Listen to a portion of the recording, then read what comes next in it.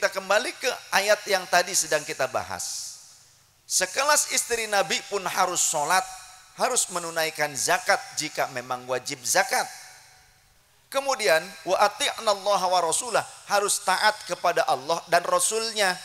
Apalagi orang-orang zaman sekarang yang menisbatkan dirinya sebagai keturunan Nabi, tentu lebih berhak, lebih pantas untuk taat dan takwa kepada Allah, tidak menyelisihi aturan. Karena sekelas istri Nabi saja harus mengikuti aturan Allah. Maka kalau kita pelajari, huruf pertama pada ayat ini adalah huruf wawu. Huruf wawu adalah huruf ataf tergantung maktuf alaihnya. Artinya ada korelasi dengan ayat-ayat sebelumnya.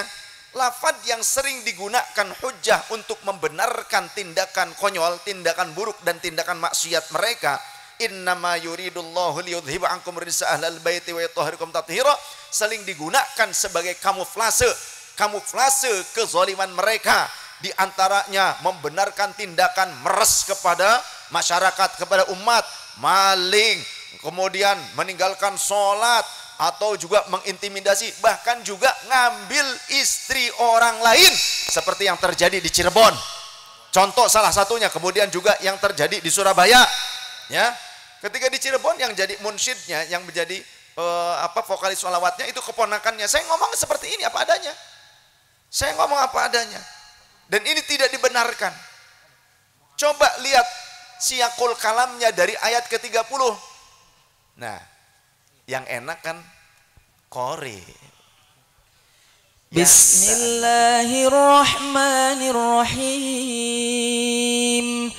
Ya nisa'an nabi man ya'ti minkunna bifahishatin mubayyinatin yudha'af lahal 'adzabu dhi'fain wa kana dhalika 'ala Allahi yasira. Wa man yaqnut minkunna lillahi wa rasulihi wa ta'mal salihan nu'tiha ajraha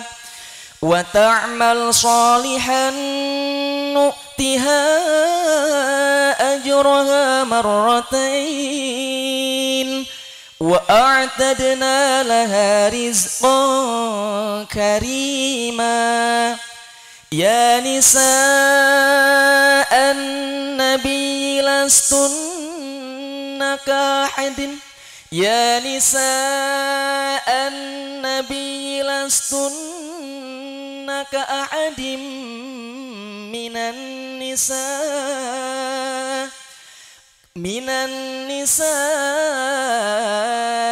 in ittaqaytunna fala takhda'na bil qawli fayatma'a alladhi fi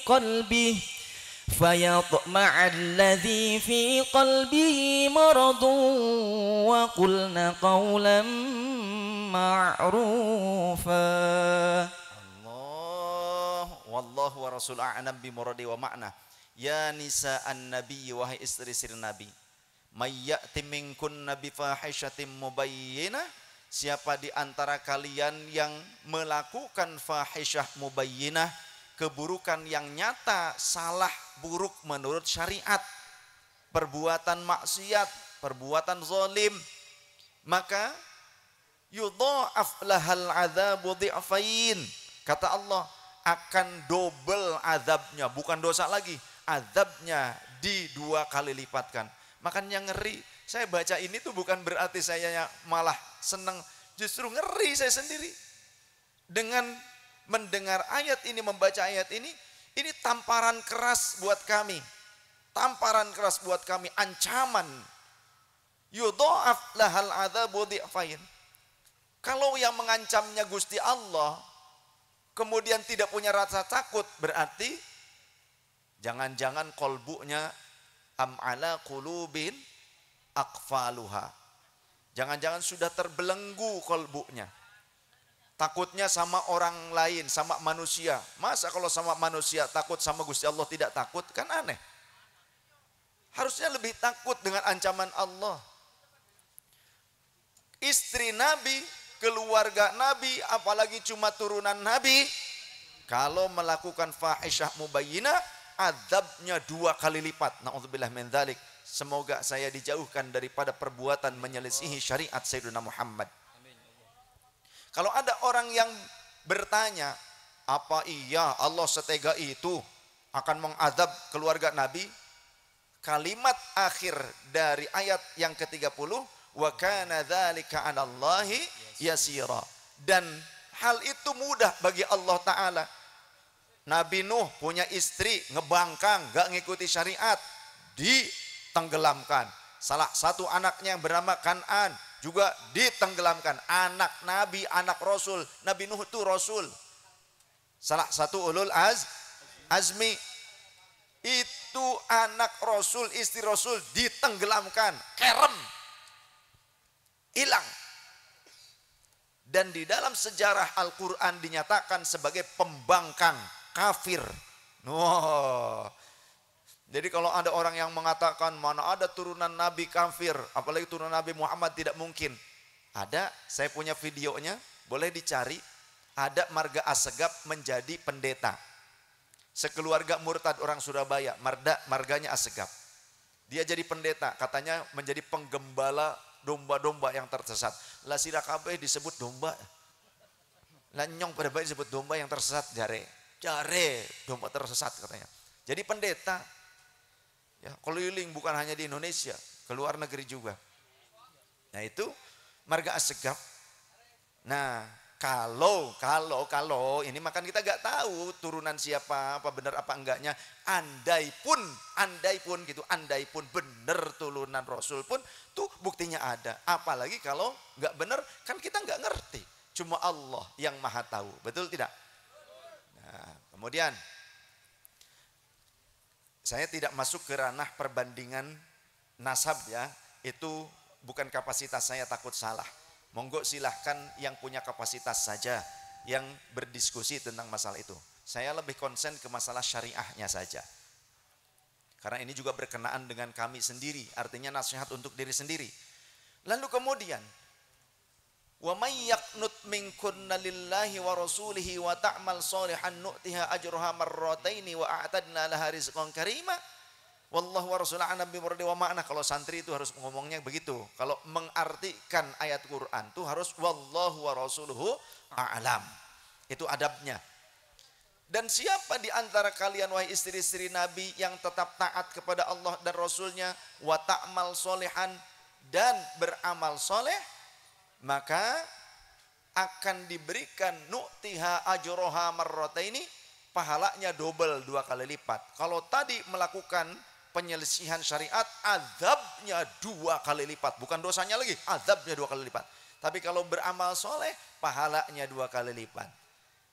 Nah, di ayat berikutnya, ya nisa'an nabiyyi lastunna ka ahadim minan nisa'i inittaqaitunna. Wahai istri-istri Nabi, kalian itu berbeda dengan wanita-wanita jahiliyah.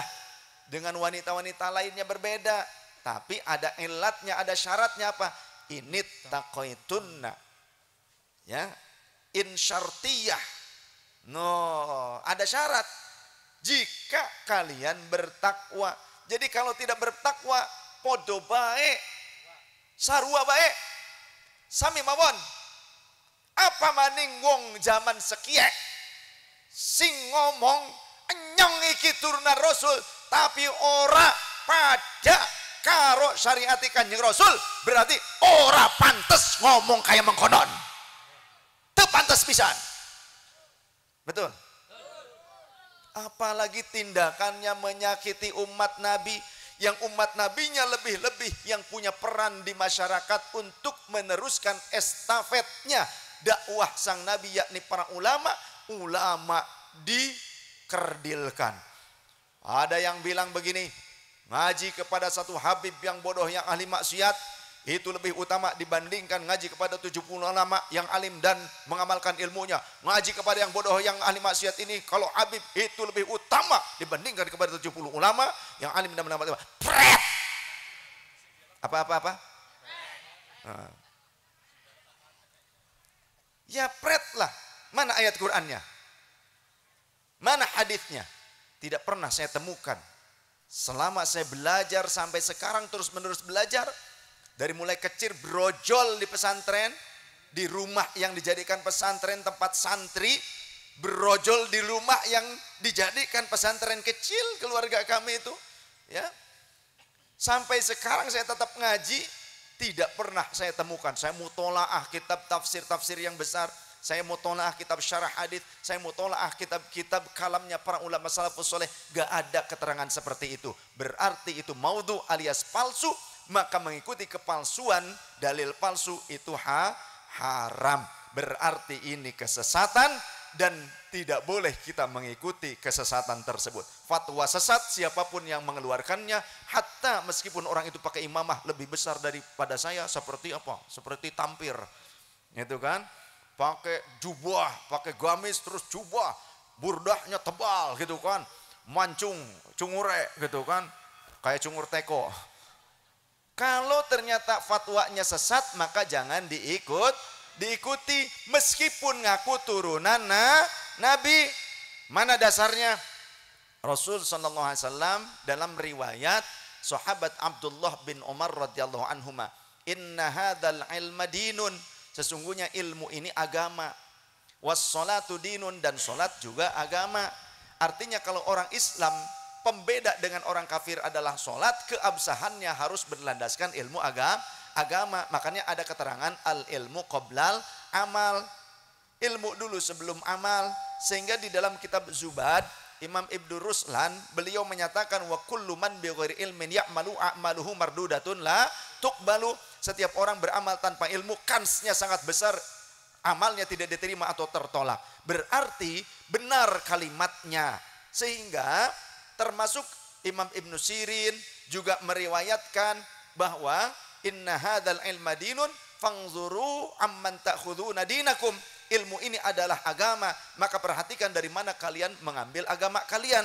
Sedangkan riwayat yang tadi inna hadzal ilma dinun wassalatu dinun fangzuru amman ta'khuduna hadzal ilma, perhatikan oleh kalian dari mana kalian mengambil ilmu ini. Karena apa? Fatus aluna yaumal qiyamati a'malukum, setiap perbuatan kalian akan dimintai pertanggungjawaban oleh Allah pada hari kiamat.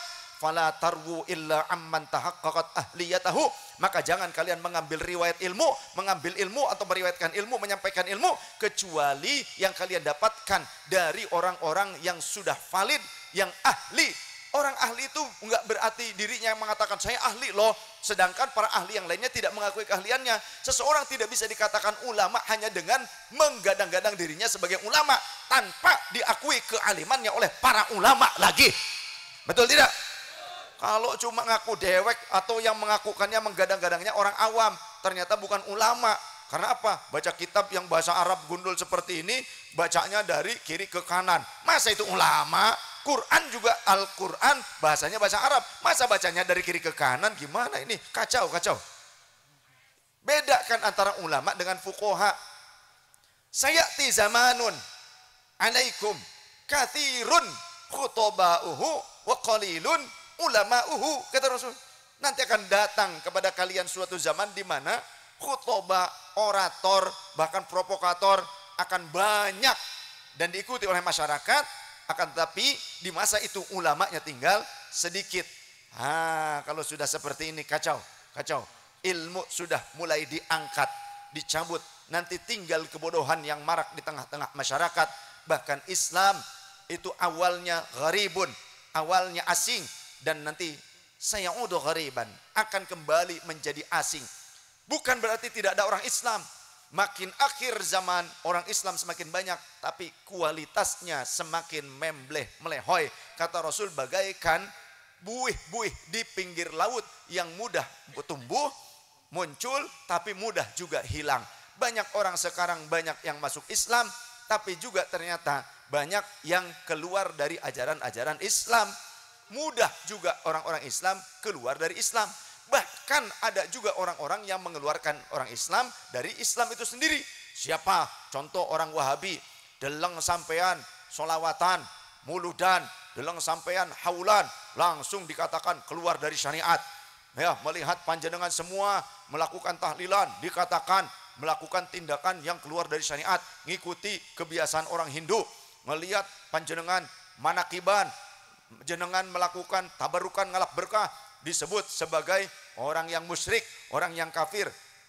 Yang tahlilan disebut ngikuti Hindu. Astagfirullahalazim. Lawang Rasulullah bilangnya man qala la ilaha illallah dakhalal jannah. Orang yang masuk, yang mengucapkan la ilaha illallah maka masuk surga. Nah ini aneh kalau ada orang memperbanyak kalimat tahlil disebut akan manjing neraka katanya. Kan goblok benar.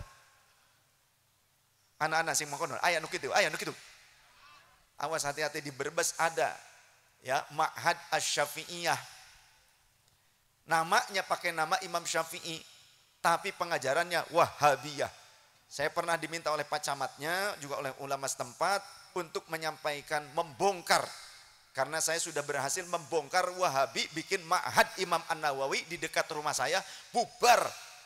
Ya, itu yang jadi pimpinan Ma'hadnya S3 King Saud Riyadh, lulusan Saudi. Tapi mereka berkamuflase, jadi londok, jadi bunglon, pura-pura ngikuti Imam Syafi'i. Padahal Wahabi tidak ada kitab ulama Syafi'iyah yang dipelajari di dalam ma'had tersebut. Bahkan cenderung menyalah-nyalahkan. Sama seperti amaliyah yang kita lakukan saat ini. Haulan itu juga disalah-salahkan. Tahlilan disalah-salahkan. Apa maning yang 3 hari, terus berapa hari lagi? 7 hari, terus berapa hari lagi? 40 hari, terus 100. Cek. 100, kemudian setahun. Kata mereka kita ini ngikutin orang-orang Hindu. Saya sering tausiah lintas agama, jadi kumpul diantaranya kalau di Kesultanan Cirebon. Kebetulan saya dimintai nasihat selalu dan kalau ada acara itu saya yang tausiah sendiri, doa, kemudian dihadir oleh pendeta-pendeta lintas agama.